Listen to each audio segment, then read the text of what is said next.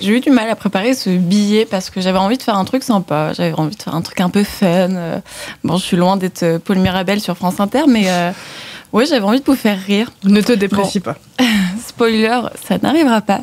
Ça n'arrivera pas parce que j'avais beau me retourner le cerveau pour trouver le sujet qui déclencherait le petit rictus d'Alima, j'y arrivais pas. Aujourd'hui, j'ai 21 ans et jamais j'aurais pensé vivre ma vingtaine dans cet environnement. J'aurais jamais pensé, quand j'apprenais la devise de mon pays à l'école, liberté, égalité, fraternité, que ce serait possible d'entendre encore des injures racistes à l'Assemblée nationale. J'aurais jamais pensé, alors qu'on m'a toujours appris à éteindre la lumière quand je sors d'une pièce et à couper l'eau quand je me brosse les dents, tout ça dans le but de protéger l'environnement, j'aurais jamais pensé qu'une Coupe du Monde serait de nouveau organisée dans des conditions environnementales désastreuses, sans même parler des pertes humaines. J'aurais jamais pensé, en rencontrant un résistant et en écoutant les témoignages de rescapés de la Shoah, qu'une guerre aurait de nouveau lieu sur le territoire européen, juste à côté de chez nous, c'est là, en ce moment.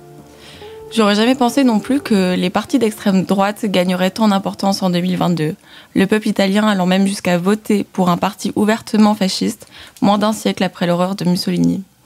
Je pensais que les femmes seraient respectées dans mon pays, pas qu'elles seraient tuées tous les 2 jours juste parce qu'elles sont des femmes.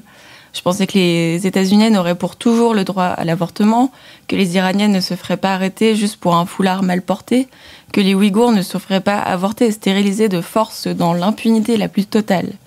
En fait, j'ai 21 ans et j'ai l'impression déjà de connaître tout ce qui se fait de pire dans le monde, qui n'a pas changé et qu'on n'a tiré aucun enseignement du passé.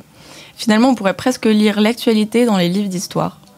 Alors peut-être que j'ai un sticky mind, un esprit collant. Alors, c'est un terme qui désigne l'enlisement dans l'inquiétude, l'incapacité à se détacher des informations négatives qui deviennent alors bruyantes et insistantes. Mais je ne peux pas vivre autrement. Je ne peux pas lire que les 2/3 du Pakistan sont inondés et me faire mon petit café tranquillou juste après. Comment est-ce qu'on est censé se construire, s'imaginer un avenir alors que tant d'individus n'en ont pas ? Je me sens impuissante, submergée, dégoûtée face à ce monde que l'on rend injuste et bientôt invivable, alors qu'il pourrait être si beau. Et j'ai même envie de m'excuser de faire partie de tout ça, de vous demander à toutes et tous pardon de contribuer à ce monde, et surtout pardon de ne pas réussir à le changer.